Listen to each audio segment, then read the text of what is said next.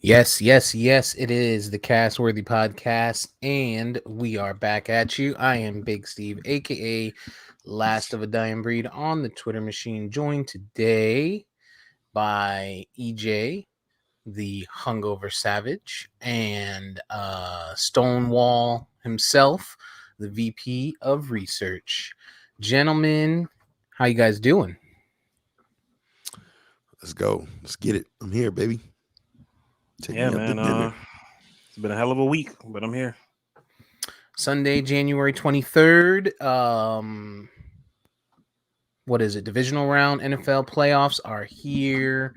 Where can we be found? Let's get back to the basics because we've been leaving that out lately. Everywhere. You can find us on Instagram, Facebook, Twitter for social media purposes. Like, comment, message us, love us, hate us. And if you want to stream the content for video content, you can find us on YouTube, searching Castworthy, CASTWORTHY. You can find us on all of your DSPs, including Spotify, Spreaker, Apple Podcasts, iHeartRadio, pretty much anywhere where a podcast is available. We are podcast sluts. So you can find us anywhere. Search Yeah, Castworthy, CASTWORTHY. and on Instagram is at Castworthy_podcast. And if you don't like us, why not share the podcast and show other people how much we suck? Right. Right. You should definitely share our reels and tell people how stupid we sound. But like first, like and comment. If you subscribe on YouTube, you'll get an alert when we go live, and you can watch these dashingly handsome faces here. At least one of three. Um. All right, man. So Wow. let's get right Wow. back in. Let's get right into it, man. Last night was eventful. There was some football, but we'll get into that. EJ, how was your night? I went on a date, man, with Wait. huh? Let me go first because I know EJ's about to go somewhere real quick. So just to let you guys know, I know you guys know that I was kind of absent in the chat this week a little bit. Again. Mhm. Had an eventful week, man. Me and my Somebody wife white had attacked COVID. you? No, me and my wife had COVID 2 weeks ago, and Mhm. we, recovered. At least thought we did. At least I did.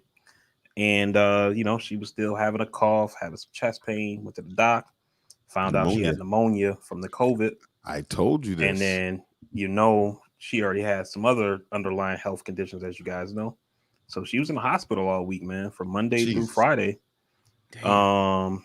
But they said they, just had fluid on her lungs and shit, so it was kind of scary, but they said they caught it early. So they were able to just treat it with, with medication. So Antibiotics. yeah, Direct antibiotics and, injections. like diuretics to make her like drain off Hmm. the fluid and stuff like Yep. that. So, but yeah, it was a tough week, man. It's a tough week. So, Damn. but like I said, tough week, but we here, we made it. So, Shout out to thankful E, for that. man. Shout out to E making it through. Yeah. I Yeah, for told you, real. man, after I had COVID, that I told you that lingering cough, and I've been telling everybody it Yeah. will definitely produce pneumonia. And I know Hmm. because I know my body, because at one point I did, play some type of sports. And, every time that I feel like I have it, because I can get chronic pneumonia just from my sinuses. So every time I even remotely feel that way, I went in there, and then when I was telling y'all after that week or two after I had COVID, I went in there, and the doctor was like, "Yeah, you're right. It looks like something's developing." It's like, "Yeah, motherfucker, I know." So that Omicron shit, while it hasn't seemingly been severe in a certain sense, it's giving people that pneumonia, man. That Which pneumonia. is But we yeah, thought that pneumonia. we black people, I tell you. That damn man, I'm glad he's good, man. My bowling teammate, that's the most important thing. Forget anything else that could have been impacted. Um but I'm glad, man. How TJ do through it. Man, he was good. He you know him, man. He freaks out over shit. So I tried to like, make sure I'm talking to him, not present like I'm worried, because that's just gonna make him worried. But throughout it, man, her sister came over to help me out, since with all my issues or whatever. But he stepped up big time, like around the house and stuff, helping me out, making sure I was good. Good. So yeah, he was good, man. He was good. We tried to keep his routine as much as possible. So like he still, his aunt took him bowling, and like stuff Got a like little that. Pornhub in. Well, duh. So Gotta release the stress somewhere. so yeah, but he was good for the most part, man. He told me he was worried, but I was like, hey, I'm talking to the doctor. This is what they're telling. I was letting them know what's going on, but just trying to, you know, stay positive. You know what I mean? So that way, if he see I'm not worried, then he's not gonna worry, and I'll just worry on my own. You know what I mean? Yeah, That's it's so, tough.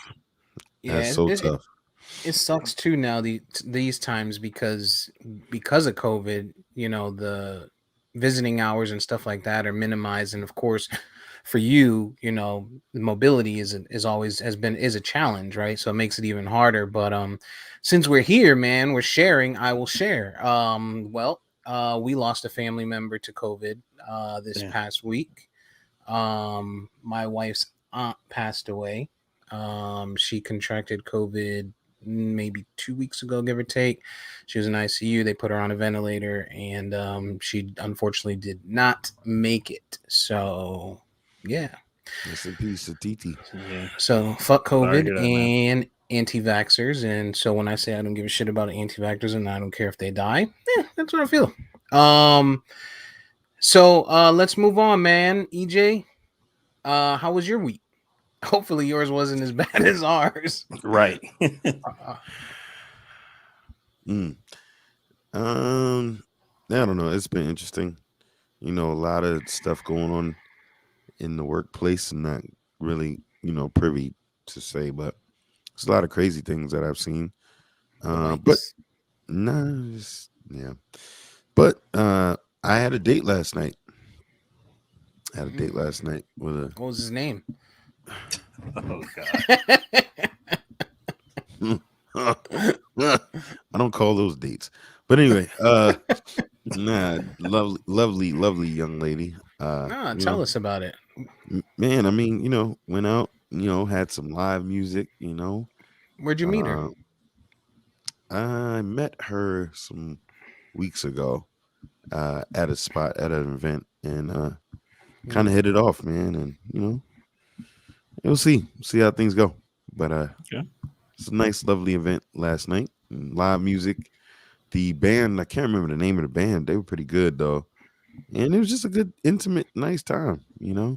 Felt good to just go out and just talk to somebody, and I mean, you guys are married, but I'm out here living the single savage life, so it was good to actually Was, not was be a she hopeful one night. was she like an older, younger, like kind of same age as you? Oh, come on, baby, you know me. She probably about 60. Where'd y'all meet up? They Actually pushing 50. y'all met They in met the up at Baltimore. bingo. They met up in the Baltimore Ass Eaters Facebook chat. I didn't know that exists, but I'm gonna search for it. You know what, man? Sometimes maturity is a little bit better. Yeah. Shit. At least you're gonna get a nice home cooked meal. She probably still make her bed in the morning. Like this is new. These new generations, dog. Oh man, don't Yeah. get me into it. It's gonna turn When into my brother was still out there, man, he was kind of like EJ. He used to mostly date older women, and he was like, man, older women, they don't play games. They know what they want. You know what I mean? Yes, Like they're not that with the bullshit. it's So intentional. When you've been around and you've been divorced and you got kids, it's intentional, man. And you ain't, and then you also have some self actualization. The problem with a lot of people these days is that our age, y'all been with y'all wives for a long time, and I don't think y'all realize how valuable that is and how much they deal with y'all shit, because Vari can never be wrong. Neither one of you motherfuckers can ever be wrong. And so for them to know how to deal with y'all, that has been an acquired taste, and vice versa. The problem today is when you go out dating and you're 35 plus, and the person next to you has been doing the same shit for 35 or more years, they not gonna change nothing. They could be dead wrong in everything they do, but they're not gonna see it. They're not gonna care, and let them have dealt with people that were worse than you. They're only accustomed to certain kind of things. So it's rough out here. It's not that people don't have things going for them. It's just when you've been used to doing something for so long, you don't want to change. So it's Let, tough. let me just correct something. You said I can never be wrong. It's not that I can't be wrong. I can be wrong. I'm just Here we go. never Here am we go. wrong. Here we go. That's the thing. Here we go. I'm batting 1,000 here for the last 40 years. See, I'm not that arrogant like Steve. I'm telling you, like, yes, I always think that I'm right, but I have been wrong about shit before, right? I'm usually right about everything. And then there was one time that I thought I was wrong about something. It turns out I was right. So I was wrong about that. You're always wrong. Man, so all right. So what was this, what did you guys do last night? What does dating in 2022 look like? COVID and So went to a hipster kind of restaurant that I like, that I usually go to. Shout out to the Point in Towson. The Point in Towson is a place where they have a location downtown that gets crazy. I'm talking about when you go to downtown location, it's ass grabbing.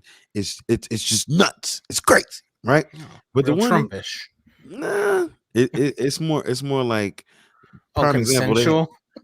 They have It's a strip club? no, it's not a strip club. It just gets wild in there because people just come down there to dance and just unwind. They got Wu How Tang crazy is it Wednesday. that he went straight to a strip club because you said you like it, place? No. Because earlier he said we went to a spot that had live music. So I'm thinking it's like a Love Jones kind of vibe. And It's then a he's talking strip about club. ass grabbing and shit. And I'm like, wait a minute. Like, It's a strip So club with an yeah, so orchestra. I'm talking. Yeah, I'm talking. Niggas I'm talking about the different locations, man. I mean, the one spot downtown has like the Wu Tang Wednesday, so it's just always different. Like I've gone there several times, and it's like people just go there to get away. What I mean, you'll find a corporate lawyer just drunk, just doing whatever. It's just crazy. But the other location is more chill, laid back. They had the live music. It was a great band in there last night. So we was doing the chatting and talking, and then the band, and then the dancing. I got my request in. You know what I'm saying? So I was at Rico Suave with it. It was cool. I liked it. I had a good time. I had a great time. that's good, man. I'm Uh, happy for Think you. I love him, man. Think I love whoa. Is she brown? him. Of course. Okay.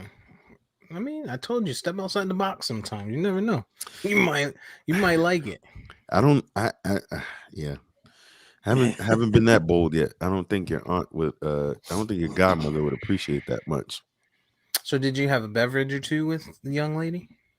I had a beverage or two before I met the young lady. Okay. And then I had 2 or 3.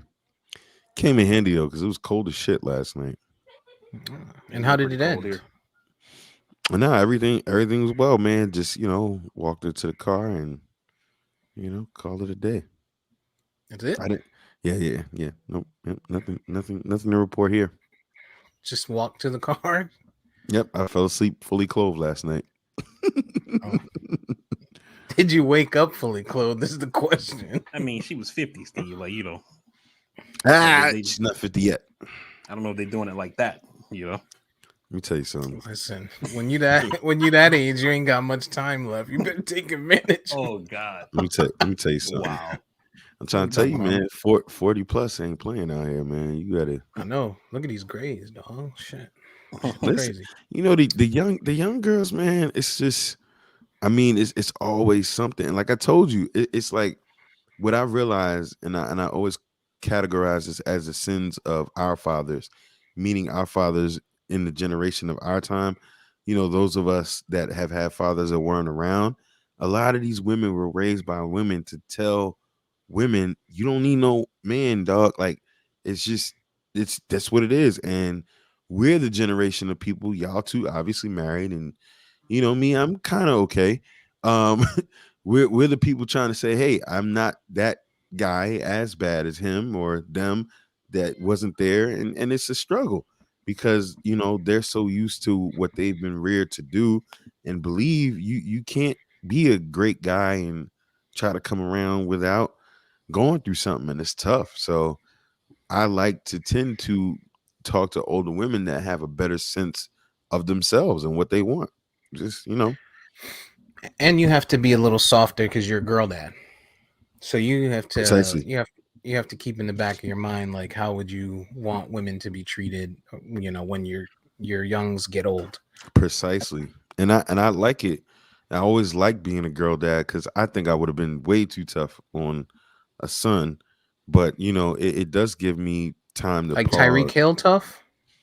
Nah. I don't know. You never know. I don't You know. know, people tend to forget Tyreek punched a 3-year-old in the chest with his football strength. Yeah. Mm. I I don't know. Yeah. It's tough. I mean, if that's what he was, who knows, man? He might have had that stepdaddy that did that to him. I don't I'm know. not doing this with you. I'm not saying it's okay. I'm just saying it might have happened. So, are you going to see the young lady again? I would love to. Hopefully, hopefully I don't get canceled after this pod You or gonna any invite her? others in history. True, true. Yeah, don't let her listen to the previous ones because she's gonna know what's up, and might not be such a good outlook for you. Good man. So I'm glad you had a good evening. I'm glad you got a little something on the plate to keep you company. For now. Um, so you didn't get to see football last night, then? I was watching it. I was watching the Bengals game a little bit, and then the Packers and 49ers game. I kind of just tuned out on that one. But So yeah, Joe Burrow is the only black quarterback left in the playoffs right now. Uh, facts. um, the Bengals went ahead and handled Tennessee. They got some help from Ryan Tannehill at the end with the turnover. Stop And me if you heard that before. and San Fran found a way to get it done in Green Bay. That San Fran defense is something crazy. What let's start with that Bengals game, man. What do you guys takeaways from that? How far do you think, or what do you think the Bengals are going to do with it? I told y'all Tennessee isn't real. Okay, I said that. They Me got too. 8 sacks and lost the game. 9 sacks. 9. 9 sacks. That's 9 sacks. Pause. That's crazy. How do you how do you even do that? That has to be a record somewhere. Has to be. I tell you how you do it. You have Ryan Tannehill as your starting quarterback. Oh, You here we know, go. I mean, look, it is what it. Like, look, man. Watching the game last night with Burrow as a Dolphins fan, it pissed me off because I'm like, I've said it to you guys on the pod, off the pod, said to my brother all the time. When you have a quarterback, it changes things for your team, regardless of how bad your team is. Good, great quarterbacks can make mediocre players look better. Joe Burrow gets sacked 9 times. They win the game. They're going to the AFC Championship. He's in his second year, right? Mahomes get drafted within his first 4 years. They win a Super Bowl. Russell Wilson gets drafted within his first 4 years. They win a Super Bowl. You know what I mean? Good, great quarterbacks make shit happen, and then you can start just building around them because you got the core, which is that great quarterback. So I'm pretty sure this offseason they're gonna say, "Hey, we might need to fucking protect this guy. Probably beef up the line a little bit. Maybe get another receiver. You know, do In something Kansas on City. defense, and exactly." You know, and so as a Dolphins fan, I'm watching thinking like, when the fuck are we gonna do something? Well, y'all took And Tua. That's your problem. right, You you know, and again, I try to make excuses for. I don't want to talk too much about Dolphins. I want a quarterback. I want to win. I want to win. And when I say I want to win, I don't mean a Super Bowl. That Obviously, man we is all want to hurt. win. We That all want man to is win a hurt. Super Bowl. We're fans, right? But I mean, I want to compete, and I want to compete consistently. But enough about the Dolphins. But I mean, those guys looked good last night. As bad as they did look, but Ryan Tannehill is your starting quarterback. He only can get you so far. He only can get you so far, and regardless if they add another receiver, they beef up the defense. Ryan Tannehill is a limited quarterback. And even if they win a Super Bowl with Tannehill, I would still put the Tennessee Titans in the category of being like the Baltimore Ravens, where you just get a serviceable enough quarterback who won't lose it, and then we'll let the other guys win it, like the defense or Derrick Henry, etc. Because Ryan Tannehill is a limited quarterback. He only can do so much. And we see last night, first play of the game, pick. Throws another pick later. Throws a ball he shouldn't have thrown with the game on the line, pick. As a Dolphins fan, it's like, stop me when you've heard this before. Tannehill throws a late game pick to make you lose. I've been there. I've seen that movie. I feel like the offensive coordinator blew that game. Right. Tennessee. So Tennessee, that's what their game has been all year. They no. yes, it has. I don't mean you, Steve. I'm talking about EJ with the offensive coordinator. This goes to Steve's point. Steve talks about this shit all the time about how when you have a good quarterback, they get to the line, and that good quarterback will say, "Yeah, that play OC called us some bullshit. This is what we gonna do." Da da da da. You know what I mean? Tannehill's not that guy. Well, Tannehill, because of his years with y'all, has been shell shocked to do anything like that. Okay, when you've been a Dolphin for years, he's just even happy that he's still winning right now. You know, you guys abused him.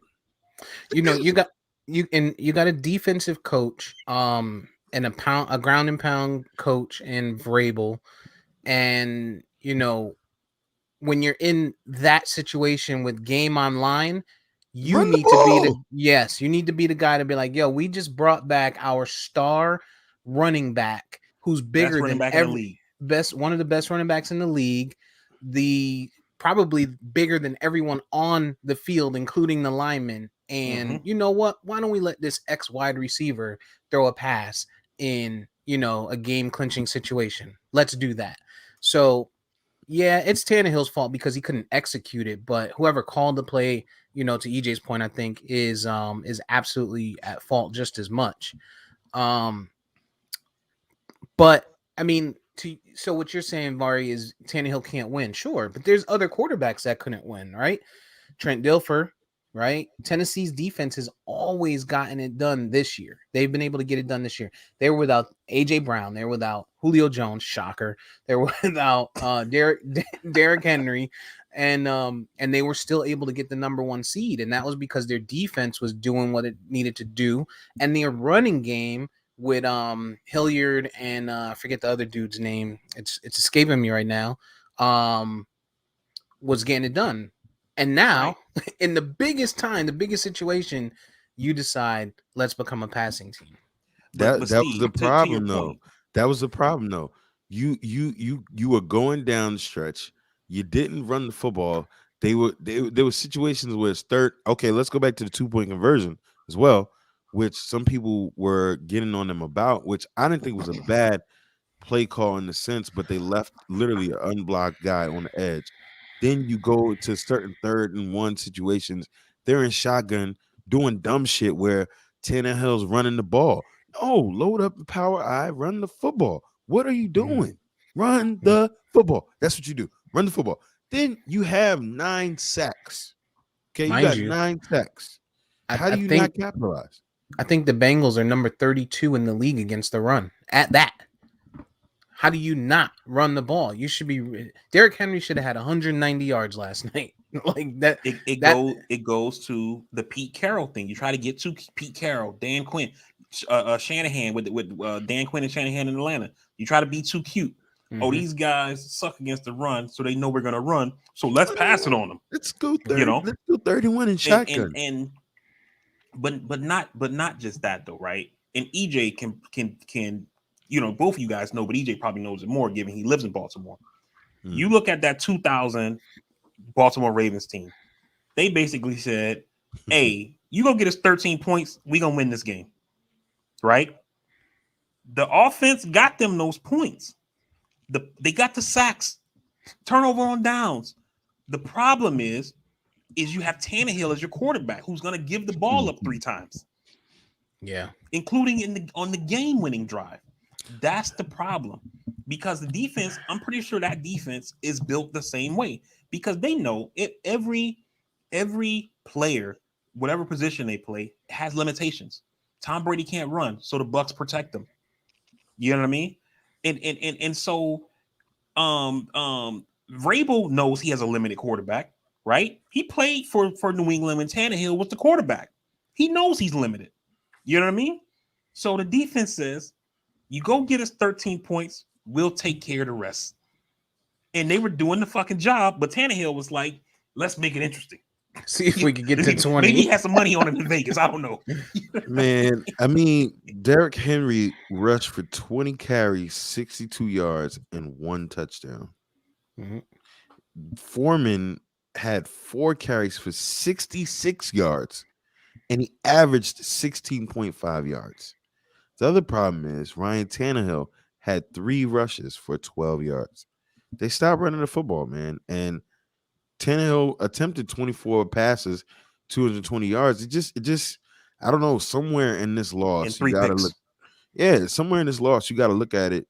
You know, Joe Mixon had 348 yards, 28 to 37, 1 interception, Joe but Burrow. was sacked. I mean, Joe Burrow, and had 1 interception, was sacked 9 times. And somewhere I gotta look at this to say what happened. Like, You and know, Jamar Chase, he's an animal. even if you come off of Tannehill for a second and you start to say there was only 20 seconds left, their defense has been what's gotten them there all year. Who called the defense on that play where Jamar Chase? How do you lose the star wide receiver? Granted, he's a rookie, but how do you lose this guy on a freaking corner route with 20 seconds left in the game? Like that, that's terrible. They called the cover 2. And the safety was just not there. The safety couldn't come down and help out. So there was so much opportunity for Tennessee. They should have pulled that game out. They could have pulled that game out. Should have been a lot better. They struggled. Joe Burrow didn't win that game, but we know that he has he didn't lose it. That's the other part. But we know that he has everything it takes to win games. And I think if they end up matching up against Kansas City, which we'll get into later, if they get it against Kansas City, they can potentially win a shootout against Kansas City. Buffalo's defense, their corners, their secondary is just really, really strong. So I don't know that, T. Higgins and those guys are going to be able to get off pause, but and their run defense is pretty stout. So I think they're a tougher matchup for Cincinnati, but Cincinnati has a great chance of going to the Super Bowl, and I am officially on the Joe Burrow Super Bowl train for 2022. I mean, one more thing on this game for me. I mean, at this point, I don't really care who wins. My team's out of it. As long as Tom Brady doesn't win, I'm happy. Based on who's left, I wouldn't. I don't want to see Buffalo win just because they're in the division. But I wouldn't mind seeing Mahomes or Joe Burrow get one. But as far as that game, man, I think also something Adam Schefter tweeted out something yesterday that I think is not getting that much play and probably should is Zach Taylor. And Shefty tweeted out that Zach Taylor probably knows Tannehill better than anybody in the league. When they were at Texas A&M, Zach Taylor was a grad assistant. When the Dolphins drafted Tannehill, Miami hired Zach Taylor to be the quarterback's coach. And then in 2015, he was the offensive coordinator for Tannehill. And now he's a head coach. So he knows this guy. He's known him since he's been a quarterback because he was a receiver at first. You know what I mean? Mm-hmm. And so he knows how fucking limited this guy is. And he probably helped them put a defensive scheme into place, even though he's an offensive guy, to make Tannehill be as limited as he is. And that, and I think you have to give that dude a little bit of credit, man. I just feel like Tennessee, I think, the crazy part about the NFL and professional sports overall, right? And we all kind of said this. The coaches get paid so much, and they get so much celebration when they do the right thing, and they do, the Bill Belichick's and all of that stuff. But when they blow the games and they don't do things that are smart, we don't talk about it. And I really think Tennessee's game plan was just bonkers. It's just stupid. What do you say? Performance. Shout out to Football Fan 28. Yeah, we will definitely. I mean, that's next on the agenda, but no doubt. Yeah, Tennessee, man, they came in as the 1 seed. Nobody expected them to be the 1 seed with all the injuries they had. They had a great season. And yeah, I mean, we understand Tannehill is limited, but he shouldn't have had to. He shouldn't have had to make that throw. That shouldn't have been a worst case. You take it in overtime. You try and run it maybe Run two the more ball. times, right? They Run had the timeouts. ball. Maybe you run the ball two more times, and if that works out, um, you kick the field goal, you win the game. If it doesn't work out, you play for overtime. Better shot there. You know what I'm saying? Your guys aren't fucking backs against the wall. You know, it was just bad decision making from a coaching staff and from the QB at the same token. Um, let's move into the second game yesterday, which San Fran versus Green Bay. San Fran coming off of a win against the Cowboys. Let me tell you, it is difficult being a fucking Cowboys fan, dog. Like last week, everybody did what they're supposed to do. When you go into these playoff weeks, and you have favorites, you can usually sit down and pick games and be like, all right, this team's gonna win, this team's gonna win, this team's gonna win, this team's gonna win. And we did it. We did it last week. Every single one of us picked the Cowboys. We really and most of the world didn't give San Francisco a shot to win last week, except for San Fran Except fans. for me. Except for me. Except for San Fran fans. And That's true. Wow. and you picked Pittsburgh. You didn't pick San Fran. I'm saying I told you that they could win if they did what they went and did. I said if they run the ball on you, y'all done. Nigga, if your aunt had a dick, she'd be your uncle. Let's not talk about what could happen. Let's talk about what we said. We said the Cowboys were gonna win. You know my aunt is your mother, right? I know. But let's say this, right? It's difficult being a Cowboys fan. Everyone got it done. And every time everyone gets it done and everyone's like, there's got to be an upset, the Cowboys always find a way to be that fucking upset, dog. Like, it is hard being a Cowboys fan. I am so fucking done with this team, dude. Like, add to the fact that there was shitty officiating. Shitty officiating has been throughout the playoffs, right? You can't allow just that piece to hurt you. Granted, if you deserve a shot, meaning that last play and any other plays that take place, same thing that took place with the Bengals last week. If you deserve a shot based on what's taking place and the rules taking place, no matter how the game played, whether you fucked up, whether you had turnovers, whether you didn't run the ball, if it comes down to that last play and you should have a chance and you don't get it, there is a problem there. And I think there was a problem with that Bengals game last week, and I think there was a problem with the Cowboys game last week. That's the extent that I'll go to there. Because I don't want to turn this into go for it. Go that for pond. it. Go for it. I think you're But justified. Go for it. But yeah, man, when you talk about just the Vegas, right? Sports betting in general has become such a big thing. And when you see these game impacting calls or missed calls for that matter, there's a problem. Like, how is nobody questioning this? And to what we talked about last week, Vari, when you said they came out the next day and they're like, oh, by the way, we missed that call against the Raiders. Well, great. The Raiders feel so much better now. The Raiders fan base feels so much better now knowing that the NFL knows there was a missed call and these guys are not going to work the rest of the playoffs. But yet you just fucked up their whole season. You might have messed up somebody. I mean, when you get into it, you dive into it and you get granular. It's beyond just the team. You got the players who had incentives. You have the owner who has incentives. You have the GM who has incentives. You got guys that could lose their jobs. You got sports bettors that could lose their homes, their families.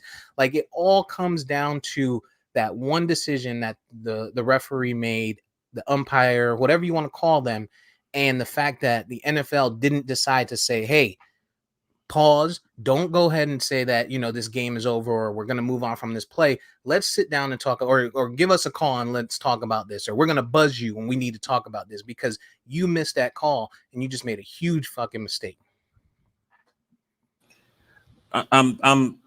I'm assuming that you're talking about the last play of the game with the Dak run.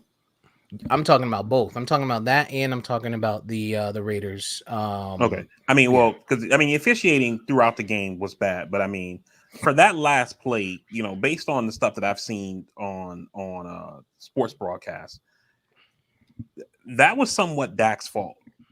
Like the umpire has to touch the ball from what they're saying. They always have to and reset the ball. he got up and handed the ball to the center instead of to the official. So You want so I've heard that throughout the week too, right?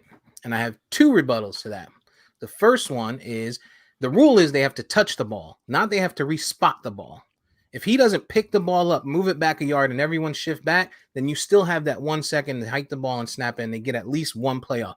Not saying they would have scored, not saying it would have happened, but there was an opportunity there. Second, watch the games today. If we get into that type of situation again, even if it's at halftime or what have you, or even any type of hurry up, it's never been the judge behind the quarterback that touches the ball. It's always the one behind the D line that in comes front of up and him, yeah. touches the ball and then Right. backs up. So Right. why are we changing something in this specific game? Maybe That referee in I front agree should have with set the you. ball. I agree with you, but let me.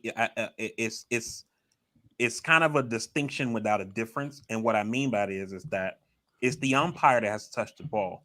When you get under 2 minutes, the umpire shifts from being from behind the quarterback with the ref, going back to his standard position of being behind the linebackers like it used to be. Right. And that's why it looks like it was a different. It's the same official. They're just in a different spot when you get under 2 minutes. I mean, but holistically, right? The It was still shitty Cowboys, officiating. yeah, and it was bad that game. But the Cowboys, man, again, like when I came on a pod, and we knew that the Cowboys they have everything else. They have cornerbacks. They can get sacks with Parsons. But the problem for y'all every time y'all lost this year, you can't stop the run, and you got Van Der Esch back there. It's time to move away from that guy. He's not it. I mean, the last time y'all had a decent looking linebacker to me was Rolando McClain, even though he was nutcase, he didn't let people run on y'all. And let's just be honest though, San Fran right now has momentum. They have momentum. They're playing with nothing to lose. And I think the moment just got too big for Dallas. It was a pressure situation where everyone's saying, y'all better win. You got home field. And a lot of that can be on coaching too. You know what I mean? That game that don't get me started on Mike that McCarthy. game that was called, it was, that game that was called it was a little safe. It was way too safe. Very safe. Yeah, I mean, Very and safe. now Not you only hear that, when you talk about the play call, they called a lot of plays that might have been a little more risky, but it's Dak, right? Mhm. Don't get me wrong. I love Dak as the quarterback of the Cowboys. I think he's a great quarterback. Mhm. But the first few years, they gave him so much credit for the lack of turnovers that he seems that he's now scared to make throws because it could potentially end in a turnover. And that's what Amari Cooper called out a few weeks ago. And then they came out the next game and this guy was slinging it all over the yard, right? Last week, same thing happened. He got back into that holding it too long. If the guy's not wide open, I'm not going to throw it. When you look at, where he's throwing the ball, he's still throwing like a rookie to the middle of, that's why Blake Jarwin and Dalton Schultz eat so much, because he's playing safe and scary, right? You got to get out of that, dude. You have to get past it. You already got paid. How many rushing yards does Zeke have? Very little. I think it was like 61 or something like that. Again, we get into these Like situations. 21 for 60. And we've been splitting carries all year. And last week you only had nothing. You had 2 runs for Tony Pollard. Tony Pollard. Nothing. This is what I'm saying. Teams, we always talk about this. And this is why Bill Belichick, me and Vari, I don't know about you, but we all hate him. He keeps it simple. He does what he's been doing all year round. These other teams, and we just said it in the last game, they get into these moments and they say, hey, we won 13 games doing the same thing. Nah, it's not going to work here today. Nope. Don't worry about it. Mm-hmm. We're going to do something different. No, keep it simple, stupid. That is the main rule in football. When John Madden said it, all of the best coaches, any documentary, every football thing you watch, keep it simple. If you know the team can't stop the run and you've been running all year, run it down their throats. Run it down their throats. It's just what it is. No, and San Fran is doing that right now. That's exactly it. These teams try to get cute instead of doing what they do. Like, oh, they know we're going to run it, so let's not run it. We're going to pass it, and then your quarterback goes out there and fucks it up. And to your point on Dak, I mean, you know, sometimes you got to be Brett Favre and just throw that shit up and let the guy go and get it. You know what I mean? And it's not like Dak don't got the horses, you know, in CD and Amari Cooper and Schultz. Schultz, you know, so they got guys who can go and get the ball if he doesn't throw it right on target. So it makes no sense to hold it and take a sack or have to run for your life and that kind of thing like that. Sometimes put that shit up there and let your receiver do what he do, you know. And it's something that you've seen on our own team last year with Fitzpatrick, right? When Devontae Parker was actually healthy for once in his career, you know, there was times when Fitz was in trouble and he just threw that shit up. Why? Because Devontae Parker's 6'4". You know, most of these DBs in the league are 5'10". So I'm gonna throw it up and either he's gonna get it or it's gonna be incomplete. And sometimes you got to just do that as a quarterback, man. Sometimes you need a little more Matt Stafford in you. Like, there's a reason why Matt Stafford was the quarterback for number 1 and number 2 in yards in history with Calvin Johnson and Cooper Kupp, because this guy is going to force it to his number 1 wide receiver in situations where it's warranted. He also had Calvin Johnson, though. That's the main reason he's even still playing football. Yeah, We always said that. I agree with both points. Yeah, you know, we said that. You can't teach 6'5". But right, but look at Cooper Kupp, right? He made Cooper Kupp was what 40 yards away from breaking. Oh shit, Goff was killing it with Cooper Kupp. I mean, Cooper Kupp's been eating just like Thielen in Minnesota. I mean, you know, again, if Thielen doesn't go down with that high ankle sprain, Cousins doesn't get COVID, you know. Yeah, but it's not, and these guys have something in common, right? They turn the ball over. They will live to see another down. They're fine with it. You know what I'm saying? Dak is more Brady, right? He's more Brady. Tom Brady does not turn the ball over, and he's like, "Fuck it, I'll play that next down." But here's the problem: Dak's not making that play on third down like Tom Brady is. 3rd and 7, 3rd and 8, 3rd and long. Brady knows to throw it deep and underthrow the wide receiver, so the DB runs into wide receiver. You get the pass interference. Dak is not doing that. He has not progressed in his mind as a quarterback. In my mind, when I see Dak, he's too safe. He's also not been around that long either yet, though. To EJ's point that he's talking about, just doing what you do, right? You see a Brady get out there and say, "Oh, we need 3 yards for the first down. So I'm going to throw it. Gronk's going to run a 4-yard route and then cut, and I'm going to throw it.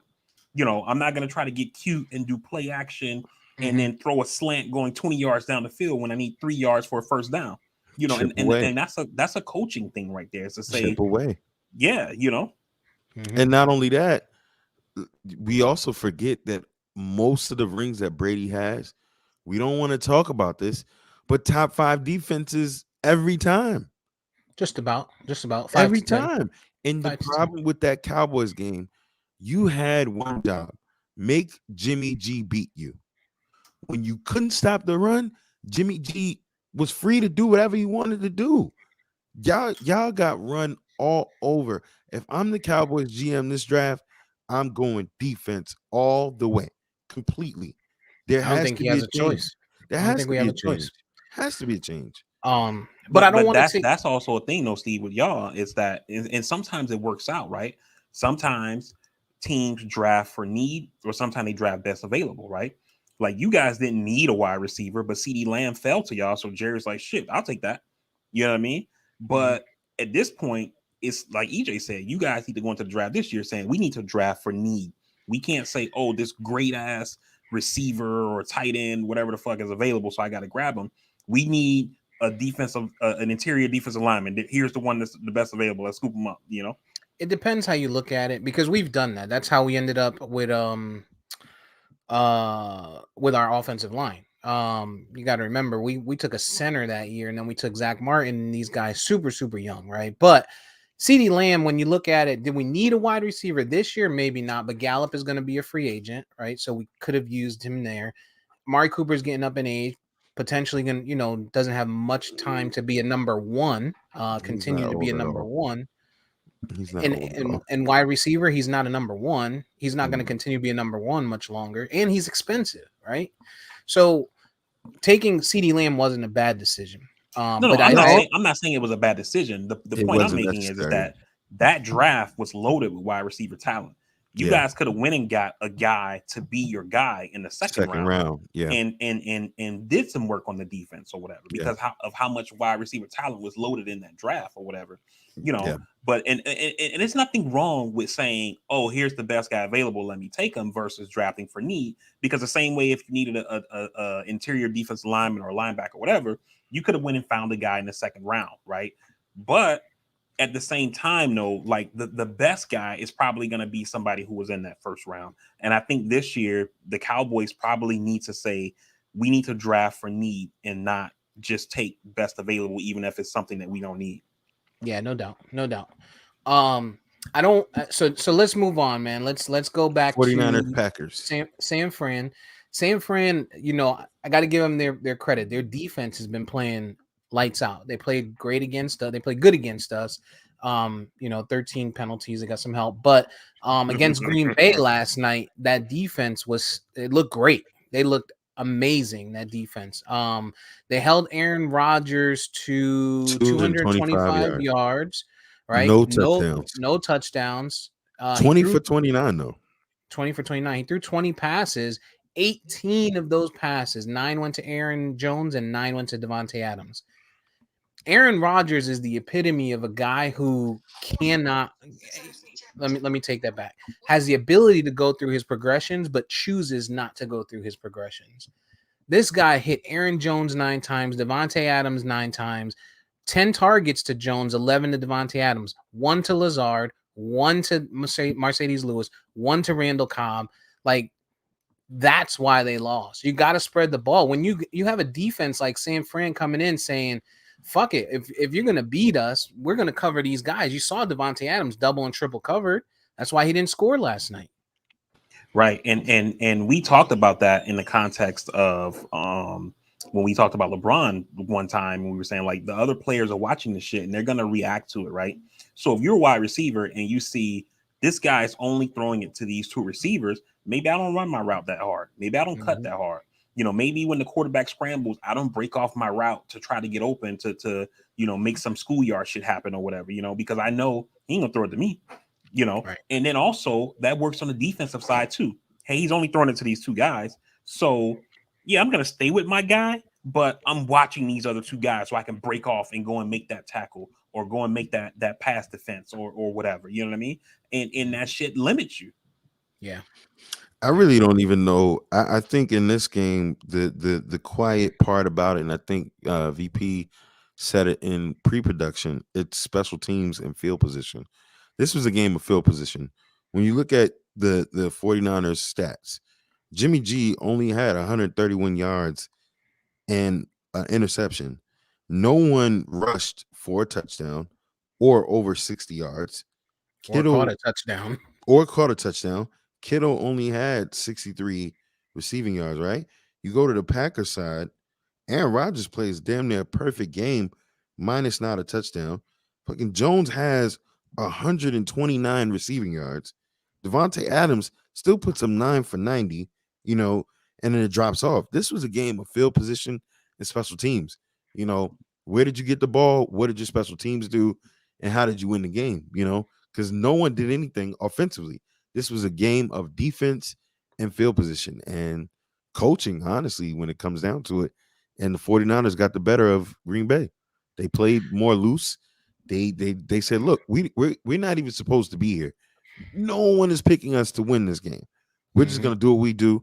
We're gonna take the short fields and we're gonna capitalize. Home field advantage for the Packers last night, and you know the weather pattern and stuff like that they had going on benefited the 49ers game style or play style more. And the 49ers knew it. They ran 29 times. They had 29 times versus Green Bay, who ran 20 times total, right? And a lot of that was early on because AJ Dillon had 7 of it, Aaron Jones had 12, but early on was when a lot of that came. You had Elijah Mitchell, who ran 17 for 53. Then you had Deebo Samuel, who to me was the MVP of that game last night because this guy made some huge plays in some big spots. After they came out after the second half, I think he brought momentum to that team with the 45-yard with the return, kick return. Like you put your wide receiver, your star wide receiver, as a kick returner because he probably said, "Hey, I need the fucking ball." He goes 45 yards. Next 3 plays, he touches the ball. He set the tone for what they wanted to do. Made some big plays. That last play to get them the first down on 3rd and 7, where he ran it up and busted his ankle up a little bit. Like this guy is a baller, man, and he deserves all the credit. Right. I mean, it's one of those things, whether it's him speaking up or the coaching, where they had the bright idea. I mean, I don't know how the coach even thought this shit up because it seems unimaginable of saying, let's put the ball in our best player's hand. Well, he's been doing everything though. If you go back to even his emergence in this league, he's always been San Francisco's Swiss Army knife. He does everything, literally. Yeah, but they've been doing it all year. And in the first, what we're saying, I think what I'm saying, and I think VP too, in the first half, you didn't really see them kind of using him that way, and that's what got them there where they are now. Right. Yeah. No, I'm not knocking what y'all saying in that sense. I'm just saying this has been his contribution forever. I mean, going back to when you were talking about him in fantasy a year ago, the kid does everything. If he didn't get hurt, because he got hurt maybe last season or some point. Last season, yeah. If the kid does everything. Like he gets hurt every season, but yeah, he got hurt this year too. But Aaron, look, fuck that. I mean, San Fran did good.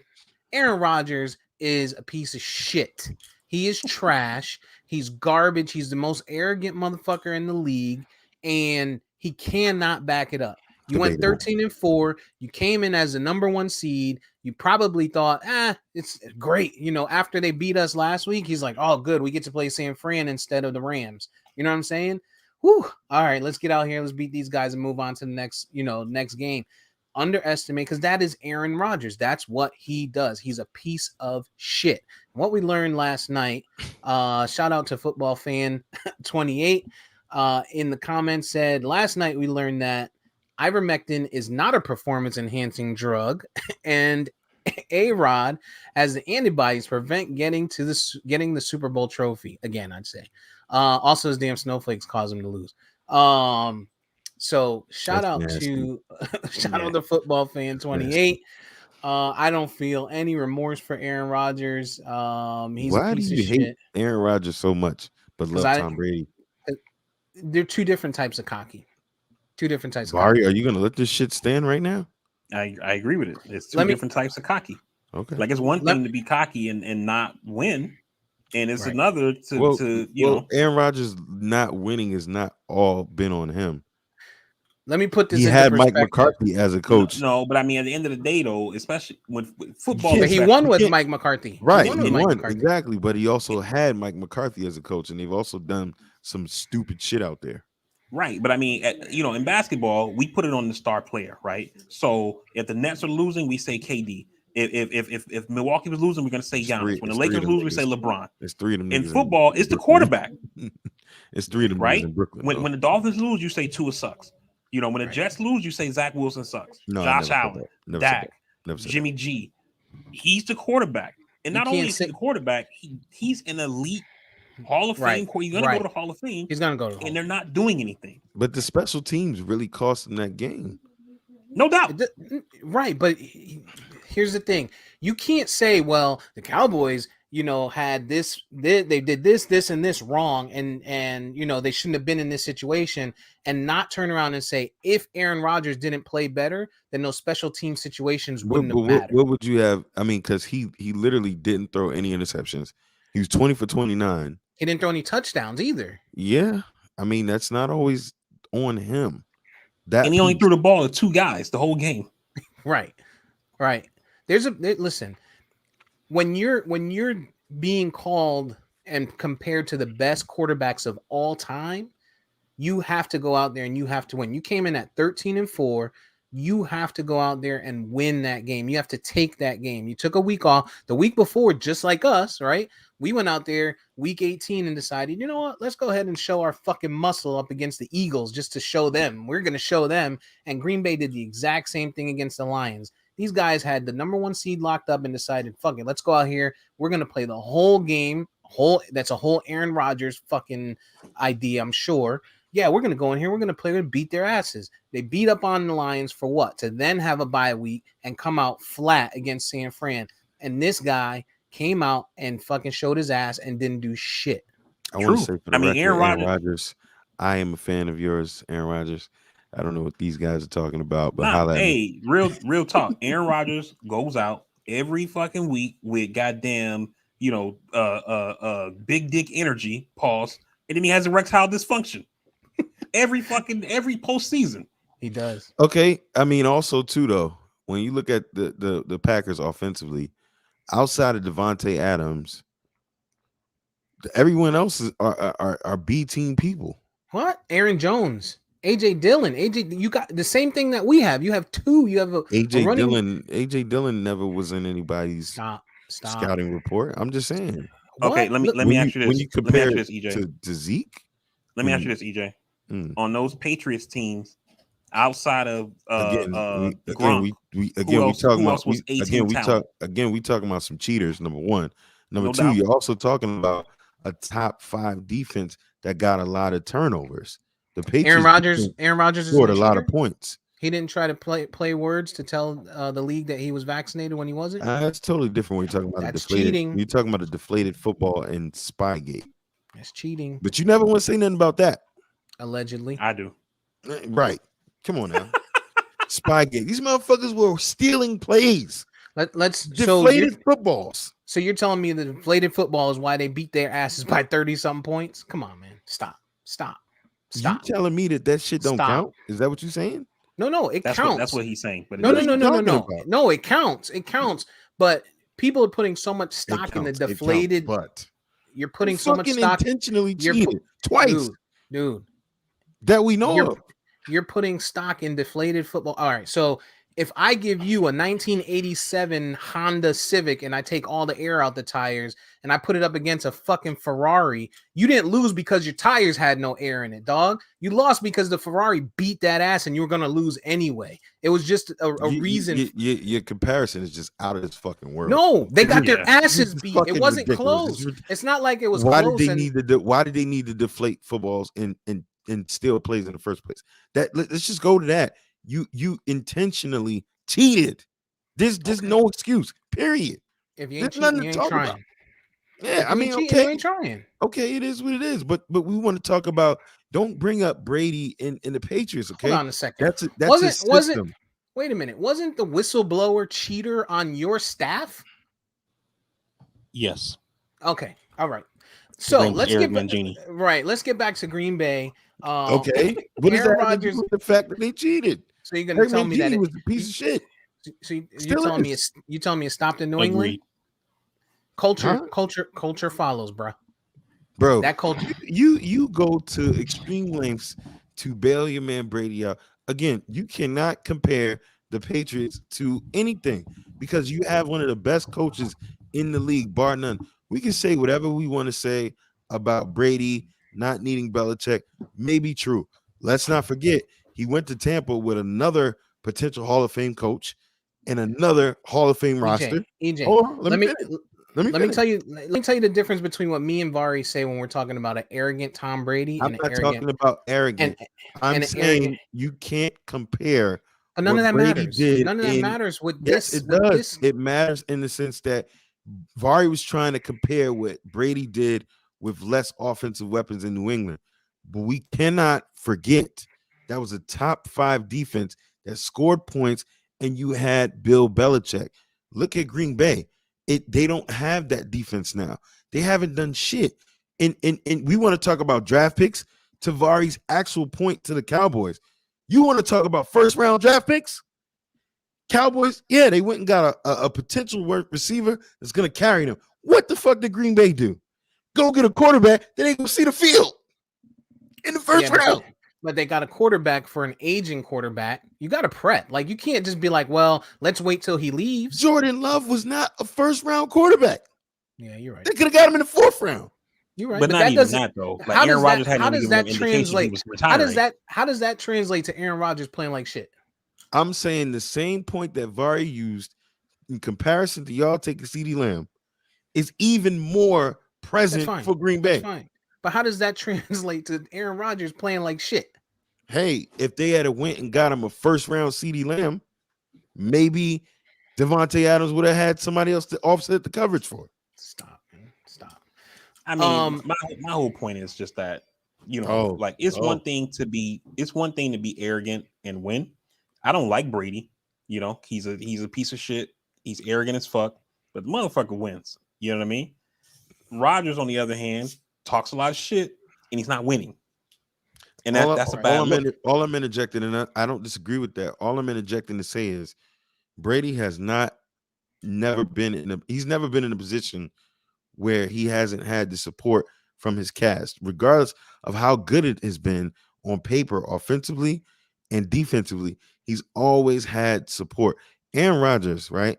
When the Green Bay Packers could have went and got anyone in the first round to support this team, they went and took Jordan Love.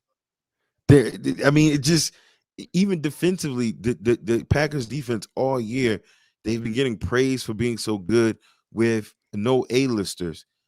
They've never really got anything there. And Aaron Rodgers probably is going to leave. Devontae Adams, who knows what he's going to do. But that team has never really done anything. They haven't done anything. How many Pro Bowlers do they have on that team? Compare them to the Cowboys. They got nothing other than Devontae Adams. Let me ask you a question, Mari. How do you think the Bears feel that they did not take Patrick Mahomes? They feel pretty shitty. Because the Bears did what EJ is saying that the Packers should have done. Oh, let's go out and get someone else. We don't need to burn this first round pick on a quarterback. Guess what? Patrick Mahomes, Super Bowl. Sometimes you got to take that risk, dog. Jordan Love you have an aging Have you quarterback. watched Jordan Love in college? You have an aging quarterback, dog.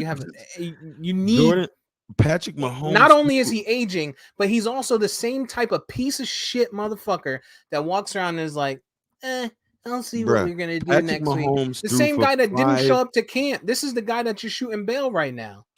You're shooting bail for a guy that didn't show up for camp. Patrick Mahomes threw for 5,000 yards and almost 50-something touchdowns. And then, I'm going off the top of my head at Texas Tech.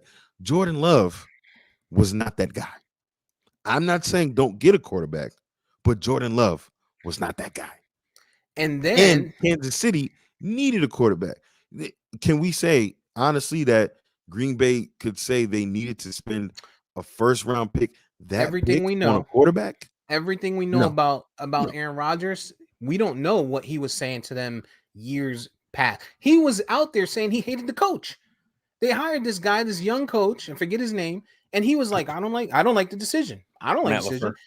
He fucking he holds out this year and comes back and tries to place the blame. Oh, you didn't re-sign Randall Cobb, and you didn't tell me that you were gonna get rid of him. Get the fuck out of here, dog. You're a piece of shit. You're a piece of shit. Here's the other Tom difference Brady between him. Same thing. Tom Brady literally left New England for the same reasons. After they were doing things that he didn't want. They were doing things he didn't like them doing.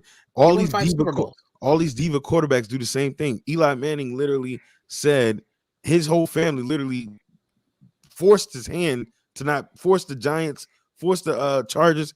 It happens with these diva quarterbacks. It's nothing new. It's nothing new. Well, let's not beat this point up too much. Before we move on, I do want to ask a question though. How's Trey Lance feeling after last night? Dog. Or this season, I should say. Dog. I think Trey Lance, he's safe because Jimmy Garoppolo's not going out there and having games that you're like, man, Jimmy G went out and won that game. Last night, he was 11 for 19, 131 and an interception. Like, he's a game manager. He's a game manager. I think they're still going to go into a quarterback controversy next year. Like, Jimmy G's not solidifying his spot unless they win the Super Bowl. And even that we've seen. And even then, we saw what if they win? What if they make? What if they just make it? You see what happened with Philly? Yeah, we saw what happened with Philly. I think he's especially you add to that Jimmy G's contract is huge. Pause. You can get rid of him potentially if he does win, his stock goes up. And it's easier for the 49ers to move him to a team. You know what I mean? And Like he'll wind up in Tennessee or Miami. Houston or some Houston. shit. Yeah. Like that's what I'm thinking. So I think Trey Lance is okay. However, his coaches said he wasn't ready. Like his coaches told They people, yo, continually said that. yeah, they're like, yo, Trey Lance is not ready day one. He's not a guy that's ready to go in there and play today. He's gonna, he can be, he can grow into it, but he's not ready today. He's not Justin Fields. And Justin Fields, I think, is gonna be good next year too. There's gonna be a lot of good young quarterback play next year. Where's Aaron Rodgers gonna be next year? If you had to take a guess. Well, he said last night that he doesn't want to be a part of a rebuild. Also, which is I thought was a piece of shit move because it's like your team just got knocked out of the playoffs. Your fans are hurting or whatever, and you already thinking about next year. Like most guys would have been like, "Hey, look, man, we're still soaking up this thing. When the time comes, we'll talk about it. That kind of thing." He's like, "Yeah, I mean, they got a lot of decisions to do. They're 44 million over the cap, and I don't want to be a part of a rebuild." Yeah, you know what else is some dickhead shit? What's not in his vocabulary, which is in everyone else's, is It's on me. I could have played better. This dude has never ever said that. He'll point it at someone else. Oh, the play call was off. The defense played good, but let me the ask offense you: could have done better. Is he one of the best quarterbacks of all time? Let me just ask that. Skill from a skill standpoint, Just one, yes or no? yeah. yes. All right. Yeah. So, it's our fault. This is what we've created this monster as fans, media, etc. When people should have been killing this guy, they weren't. Listen, Aaron Rodgers is a piece of shit. Aaron Rodgers, I don't feel that way. Come holler at me, boy. Come holler at me, boy. Get on the pod with us. You know what I'm talking about? Listen, answer the question. Where's he going next year? Vari, where's he going? I mean, it has to be somewhere ready-made. Pittsburgh. Tom, he's it going could to be Pittsburgh. Brady hasn't committed to next year, so if Brady does end up retiring, I read a story this morning saying Brady hasn't committed. I don't see him following in Tampa, and Brady's not retiring. Plus, I don't think Brady's retiring. I'm just saying he hasn't committed. If Brady retires, pull the trigger. If Brady retires, Brady I think has one more Arians year. retires. No, he does have one more. You don't mean he has to play. I think if Brady he's retires, 60 years old. If Brady retires, I think Arians retires, which I think Tampa goes back to the shithole, and nobody wants to go there. I think next year is Tampa's. I'm sorry. I think next year is Brady's. His farewell season. I mean, it has to be a ready-made team. Shit, man. Pittsburgh, you got the coach. Yeah. You got the town. I mean, maybe Indy. That's interesting. That's interesting. I don't know that. They don't have. I don't know that they're gonna. They love Wentz. They actually love Wentz. You saw it. You watched Hard Knocks. They love that kid. I don't know that. I don't know that Indy wants to go to an old guy. Like you only might get 1 year out of this guy. If I'm Indy, I wouldn't make that decision. Pittsburgh makes the most sense to me because they literally have no other option. Pittsburgh makes sense. Let me tell you. I think so. People talk about Denver. I think Denver makes sense. But I think Pittsburgh makes the most sense, and I think Pittsburgh is the most likely because this guy has come out on multiple occasions and said, "I love Mike Tomlin. I love that guy. And Mike Tomlin not dealing with that bullshit. And Mike Tomlin loves him. You know what I'm saying? They have a good relationship. So you go in there, you have Juju Smith, who might come back for another year, or did he just sign 2? I know he signed a really small contract. So he could. So you got him, Deontay. You got Harris. You got a young team already there. All they're missing is defense with a lot of skill players. Yep. So I think I could see him in Pittsburgh. I think Denver makes sense too because they've got a good wide receiver team too with Tim Patrick over there and Sutton and Jerry Jeudy. Like they have 3 good wide receivers for this kid and Noah Fant at tight end and Javonte Williams at running back. So your offense is set. What would be grimy is if he went to San Francisco, because that's his childhood team. And they got Jimmy G, which ain't, and then Trey Lance, he's your first round pick, but he ain't ready. So we pull this guy in for 1 more year. That'd be super grimy. I would Yeah, actually like it. it would be. Yeah, and that's some gay shit that he would do anyway. All Wow. right. We just got canceled in 2 seconds. Let's all right, so let's look at these last two games, man, and then we'll get off sports and get into After an some other hour. stuff after an hour. So today we got two games. We have the Bills going into Kansas City, and we have the Rams coming to Tampa this evening. Mm. Give me Buffalo for two reasons. One, I actually think they could do it, but two, I hope to pick them just to make them lose. Great. Yeah, I mean, I want Buffalo to win, but I'm gonna go with KC, man. I mean, they were written off early in the season. When they were kind of losing, Mahomes was looking pedestrian, and it seemed like the league had figured them out. And then it seems like they've kind of figured out their shit and got it together. And experience matters. They got experience, head coach, coaching staff, players, etc. And I think that team's going to make another run. Whether or not will they win it all, I don't know, but I think they get it done today. Let me go on the record as saying that the NFL loves the Kansas City Chiefs. They constantly give these guys evening games. Constantly. Especially in the from cold. a Cowboys fan, EJ. They hate the Cowboys. They hate This them. is coming from a Cowboys fan. No. I didn't say prime time games. The league I didn't hates say the prime Cowboys. time. They hate the Cowboys. The league hates the They Cowboys. hate the Cowboys. Absolutely. Dude, every year over year, the Cowboys are the most penalized team. That's not just because they're not disciplined. Let's highlight that we just had a Cowboys fan talk about the amount of TV that another team is on. No. No, I'm not saying TV. That's what I just said to you. Not prime time. What I'm saying is Kansas City gets those night games in the winter, and it's always fucking cold over there. And that's how they win. I'm making that point to say that may not help them this time because they're playing against Buffalo, who is also used to that type of weather. That's the point I was getting at. I think Buffalo can win this game. I want Buffalo to win this game. But it's gonna take Josh Allen being disciplined, and that those Bills corners are gonna have to do a great job, man. They're gonna have to. I think if I'm them, you just try and shut down Tyreek. Maybe put some safety help over the top with Micah Hyde, and you make them beat you with the run and Travis Kelce. And they can stop the tight end. Like the Bills can stop the tight end. They're not bad, man. They've got good pass coverage.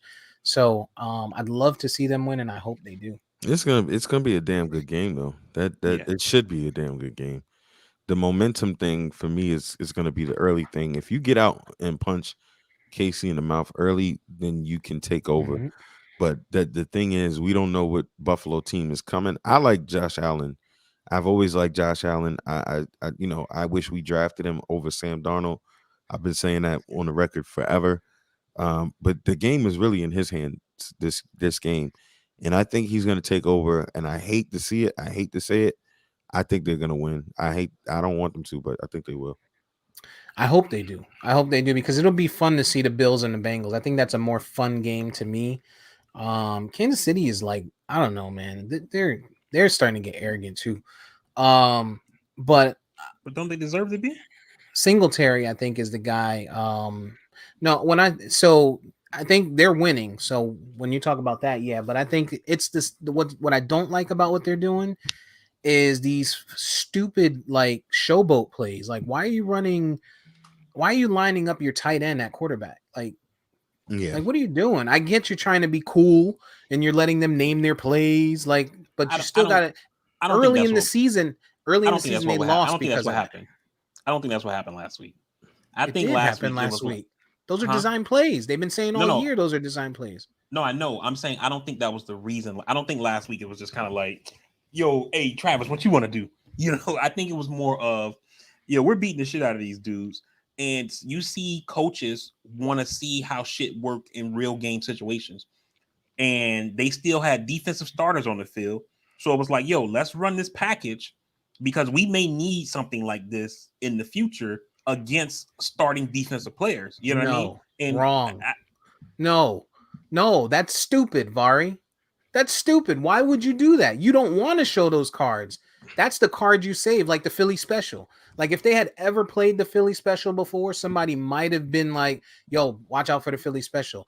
You save stuff like that for situations where nobody's going to absolutely think that it's coming, and you just take the risk. You're going Well, to put a... I believe that Philly actually ran that once they before did. that game. They ran it in the regular season. Yeah, they ran it once before that game. But I get your point. Yeah, To a degree. your point is right. Maybe if they ran this in like week 3 versus the playoffs, you know, it would be different. But at the same in time, a blowout. but the reason why I'm giving them a little bit benefit of the doubt, Andy Reid doesn't strike me as that guy. Like if Belichick did that, I'm like, yo, this dude's a fucking dick, yo.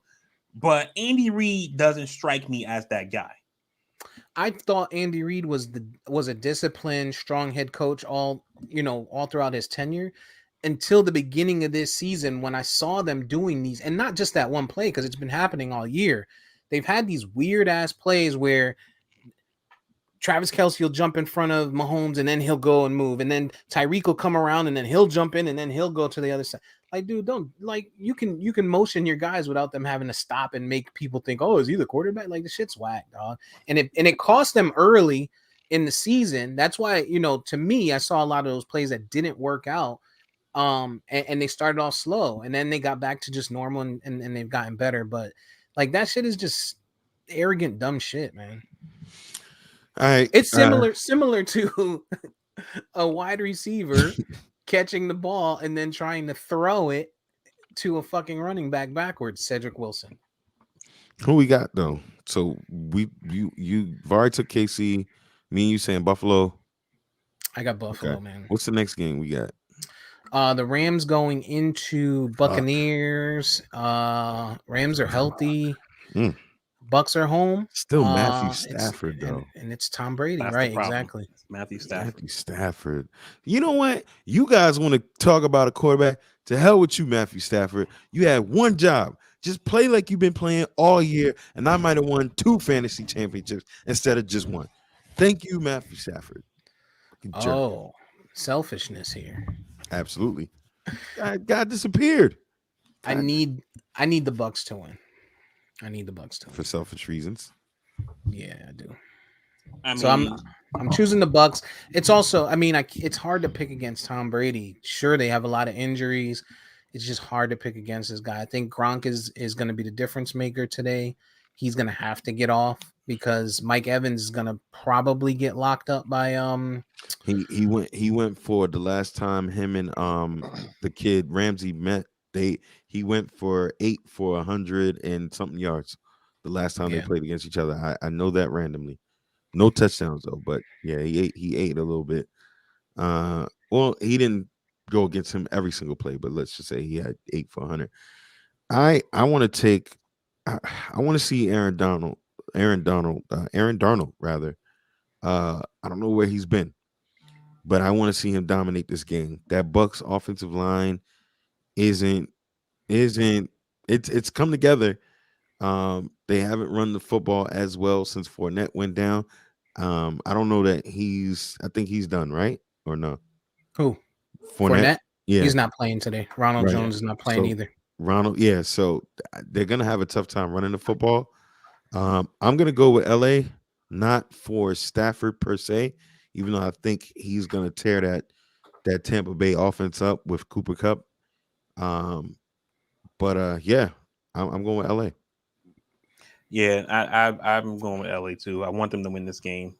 I think Matt Stafford is a super overrated quarterback. I've said it since he was drafted from Georgia. The whole time he's with the Lions, since he's been with LA, he's so fucking overrated. But I fucking hate Tom Brady. I hate to see him win anything. And I hope Aaron Donald, not Darnold. I hope Aaron Donald has a meeting at the quarterback like 6 times today. And Sam Darnold, damn it. I can't, I just can't see Brady win anymore. Like I would love for him to just get tore up this fucking game by that defensive line from the Rams. So I'm on the Rams. Okay. All right. It's hard to pick against the Buccaneers. I think your X factor for this game for the Bucks is going to be Gio Bernard and Gronk. Gronk and Bernard are going to have big games because Tom Brady, again, I think Jalen Ramsey he's going to be on. He definitely is going to be on Mike Evans, and while Evans can definitely get off, and we got to show him his props. 8 seasons consecutively, 1,000-yard to start his career. Nobody's ever done it before, so you got to give him his props there. He can definitely get off, but I think those other two guys are going to have to make plays for the Bucks to keep up with the Rams. And then, of course, the X factor for the Rams is going to be Stafford. Stafford's got to show up. Facts. But yeah, so I got Bucks and Bills. EJ, you have the Rams and the Bills, and Var, you got the Rams and the Chiefs. Right. All right. In the books, man. Let's see. I think there's gonna be two good games today, and I look forward to them both. Damn it. I got this thing in front of my screen, so I couldn't see something there for a second. All right. So I think that is going to bring us to the end of this piece for episode 131. Again, find us on Spotify, Spreaker. You can find us on Apple Podcasts. You can find us on iHeart. You can find us on YouTube for video content every Sunday. We are here. We schedule for 9, but don't start till 11. CP time. CPT for real.